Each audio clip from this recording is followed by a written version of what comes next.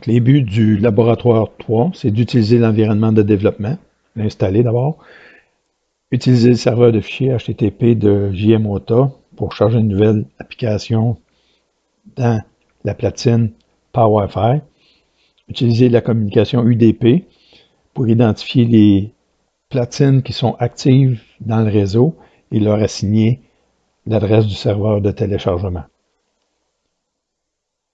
Comme prérequis, vous devez avoir installé Docker et cloner les applications sur Bitbucket. Donc, ce que vous allez faire, ce qu'on va faire aussi au niveau de la vidéo, installer l'environnement de programmation. Pour ça, il faut que Docker soit installé sur votre machine et qu'il soit en état running, donc qu'il soit en marche. Ensuite, ce qu'on peut faire, c'est ouvrir une fenêtre de commande et on donne la commande docker pull profjammer/sming. Donc, il va contacter un Docker Hub, il va télécharger l'image.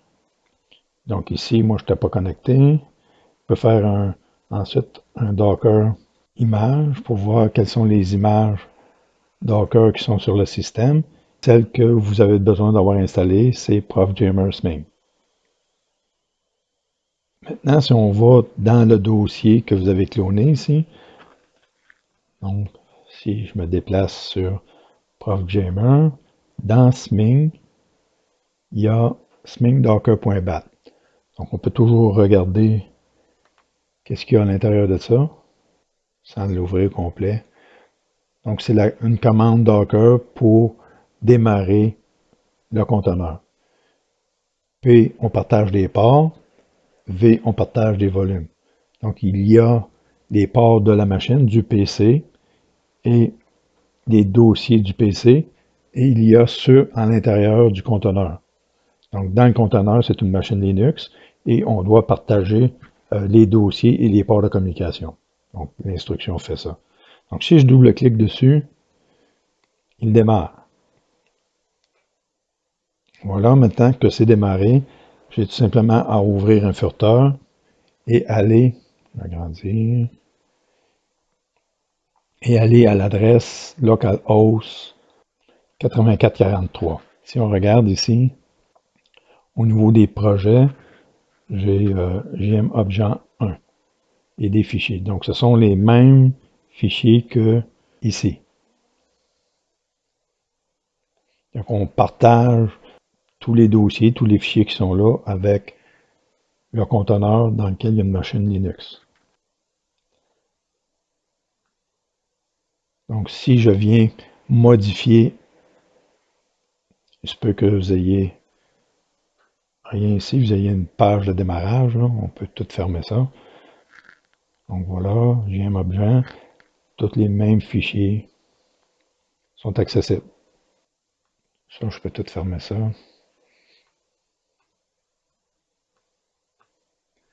Voilà. Maintenant, si je veux modifier quelque chose, je vais aller dans les fichiers include, les fichiers d'entête, application. Ici, le nom, c'est ce qui apparaît lorsque on se connecte.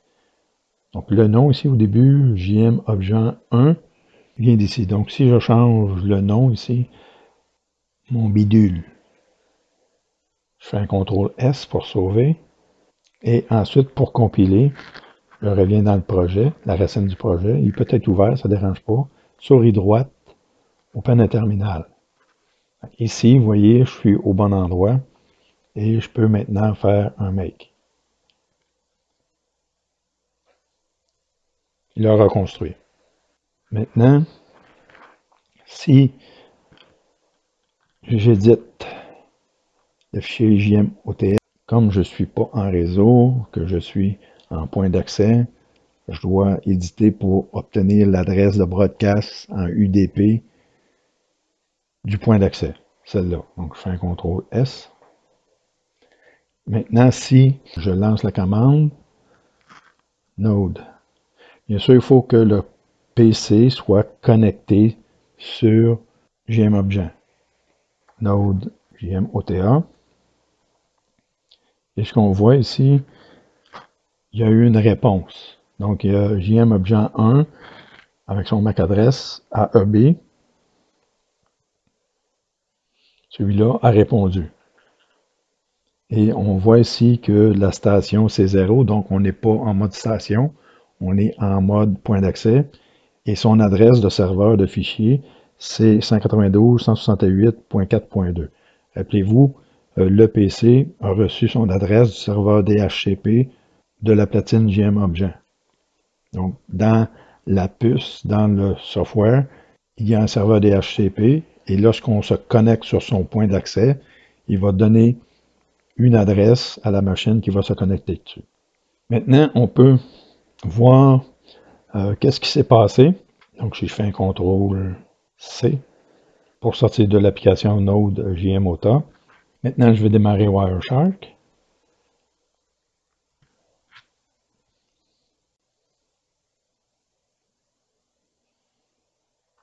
Double-clic dessus pour sélectionner l'interface Wi-Fi. Et là, on a toutes les communications qui se passent là, entre le point d'accès et puis le PC. Ce qui nous intéresse, c'est de mettre un filtre UDP. Donc ici, j'en avais déjà mémorisé un. Si je clique sur celui-là, vous voyez que UDP.port, je vais voir les communications sur le port 8266. Ça, c'est le port UDP assigné à JMObjet. Ensuite, UDP port 80.86, c'est le port au niveau du PC. Et on a un autre port ici, 54321, qui est le port aussi au niveau du PC en UDP. Donc celui-là, ici, c'est le port pour les communications HTTP pour le téléchargement de nouvelles applications. Donc, je vois toutes les communications qui se passent là. Donc là, au niveau de la flèche, je l'active. Donc présentement, il n'y a rien. Si je viens ici et que je fais flèche par en haut pour récupérer la dernière commande, donc on a récupéré l'information ici. Hein, on voit dans Wireshark. Donc le PC, point 2, a fait un broadcast en UDP. Ici, on va voir le broadcast, c'est tout simplement 6 caractères. Il a tout simplement transmis JMOTA avec 0A. Ça se termine par un line feed. Donc, c'est tout ce qui a fait l'application lorsqu'elle a démarré. Elle a broadcasté dans le réseau JMOTA line feed. Et le programme JMObjet 1, dans son module UDP, il a reçu ça, cette commande-là, et il a retourné la réponse. La réponse, c'est ce qu'on voit d'affiché ici. Donc, c'est la même information. Donc, en résumé, lorsque JMOTA démarre, il est lancé, il broadcast dans le réseau en UDP un message JMOTA, et tous les JMObjet actifs dans le réseau qui reçoivent ça vont renvoyer leur identification. Donc, le type, c'est un acknowledge. L'identification ici, c'est pour le type de puce, la version JMObjet 1, son MAC adresse, etc. En mode station, c'est dans un réseau dans lequel il va y avoir plusieurs JMObjet. À ce moment-là, on va avoir la réponse de tous les JMObjet qui sont actifs. Donc, si je reviens à ce qu'on devait faire, donc on a installé l'environnement avec Dockerpool, on a démarré le conteneur, on a ouvert l'environnement de programmation à localhost 8443, on a modifié la définition, on a recompilé, on a modifié JMOTA.js pour qu'il soit en mode point d'accès. On a utilisé Wireshark pour suivre la communication IDP.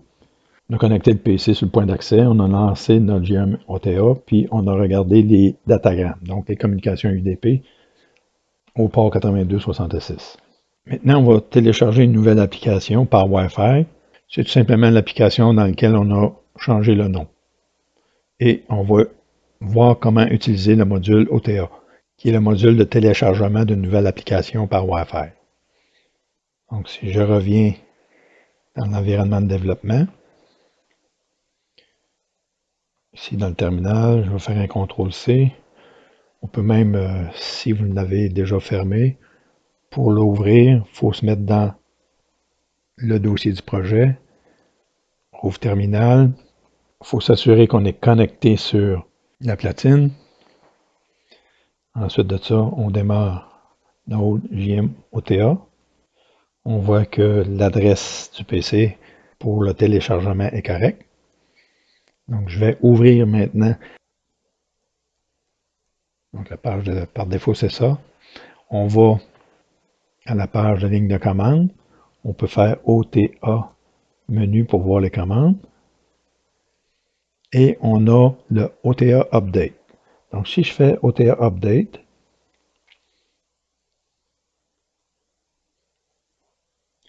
il dit qu'il est en train de faire un updating. Donc, je vais regarder dans l'application ici. Succès redémarrage. Donc, j'ai reçu un message de succès après un certain temps, mais si je regarde ici au niveau de l'application Node JMOTA, on a reçu des messages aussi. Arrêt des timers et mise en route. Donc, dans le module, dans l'application JM Objet 1, il y a des timers pour envoyer des messages par WebSocket, par exemple. Il y a plusieurs timers et on arrête les timers pour s'occuper essentiellement du téléchargement de l'application. Ensuite, on voit ici un message qui a téléchargé rom0.bin et qui a téléchargé spiffrom.bin. Et le même message que dans la page web. Et ici, on nous dit qu'il a redémarré sur la ROM 1.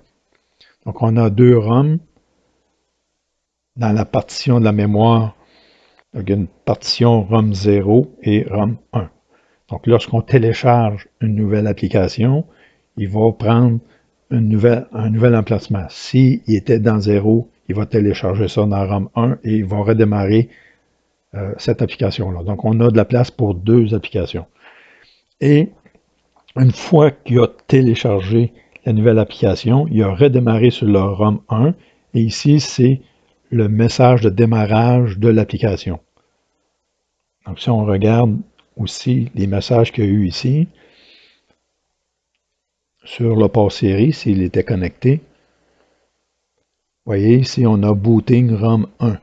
Donc, à quelque part, là, si on remonte un peu au niveau des communications un peu avant, il travaillait, puis ensuite de ça, il a téléchargé. Donc, on voit aussi toutes les commandes TCP qu'il a reçues. Il a reçu des paquets, là, 1460 bytes, etc., en paquets, plusieurs paquets pour télécharger tous les fichiers. Donc, ça, c'est ce qu'on voit là-dedans. On ne voit pas le contenu, on voit juste des messages de quoi il a reçu quelque chose. Et puis, une fois que c'était fini, il a redémarré. Puis, en redémarrant, il a broadcasté un message, parce qu'ici, l'adresse est finie par 255, donc 192.168.4, donc c'est au niveau du point d'accès. Donc, il a broadcasté sur le port UDP 54321, donc JMOTA a écoute sur le port 54321 en mode UDP. Et ça ici, c'est la platine qui transmet son message. Lorsqu'il y a une nouvelle platine qui embarque dans un réseau, elle broadcast son arrivée. C'est pour ça qu'on voit ici bonjour. On peut voir en fin de compte le type de message. C'est un chip qui envoie un message, l'identification, la version, la MAC adresse, etc. Il faut rafraîchir la page, parce qu'on avait perdu le contact. Voilà. Si je fais OTA switch, fin du switch. Donc, qu'est-ce qui s'est passé si on regarde ici?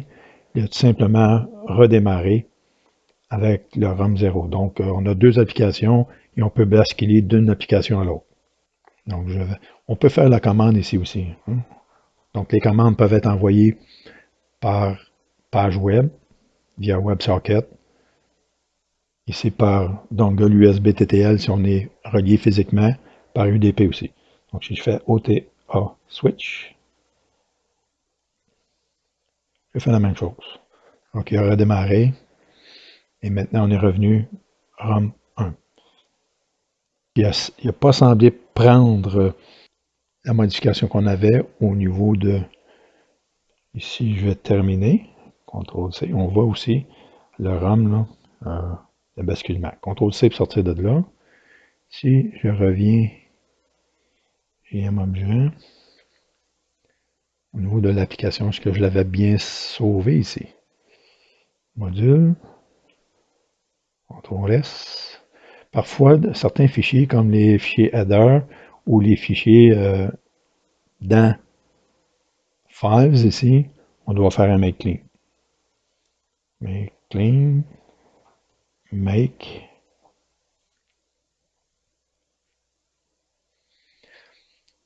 Il a tout recompilé et il a ajouté dans le système des fichiers à télécharger, SPIF, tous les fichiers dans File ici. Donc, fichier commande, donc c'est les fichiers du serveur web de l'objet.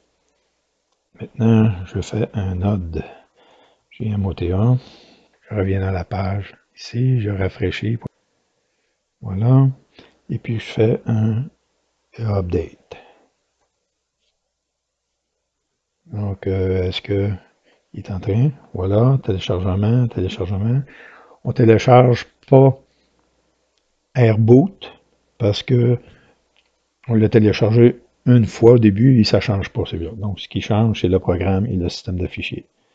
Il a redémarré sur le ROM 0.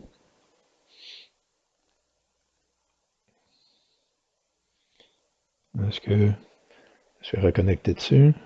Il n'a pas connecté, mais mon bidule ici, le changement qu'on a fait, le nouveau nom, donc le nom qu'on a mis avec son MAC adresse. Donc, c'est sur celui-là. Ici, on peut essayer de se connecter, mais ça ne fonctionnera pas. Le point n'est plus là. Donc, dans Windows, il conserve pendant un certain temps les points d'accès. Il ne va pas faire une lecture tout le temps. Des fois, il faut refaire une lecture comme ça, par exemple, et on voit que seulement ceux qui sont actifs. Donc, je peux me connecter automatiquement maintenant. Je suis connecté. Mon bidule. Donc, ça peut prendre un certain temps. Et on revient ici. Et on a tout simplement qu'à rafraîchir la page. C'est la même adresse. Parce qu'on est en point d'accès.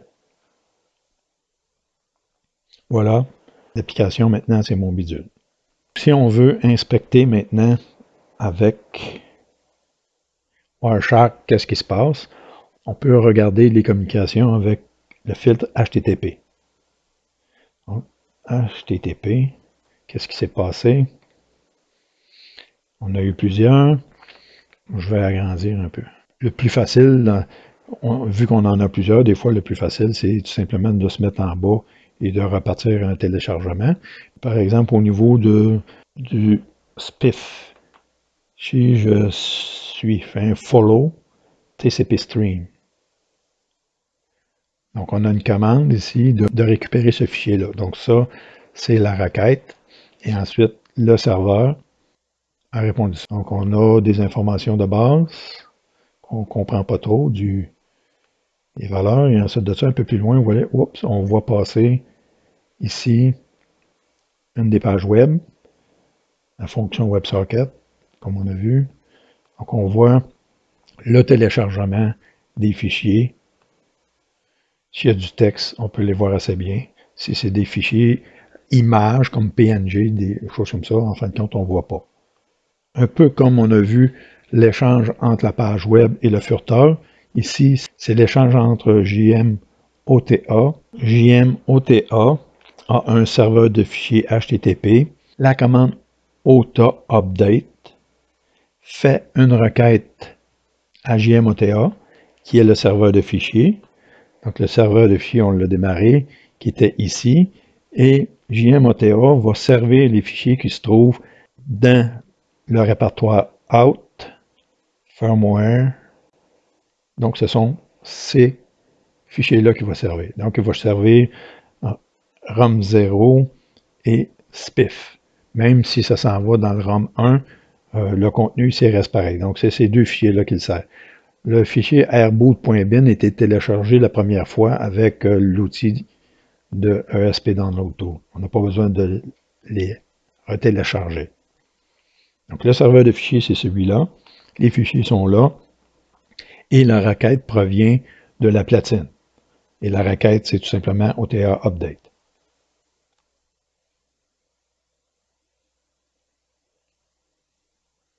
Terminé.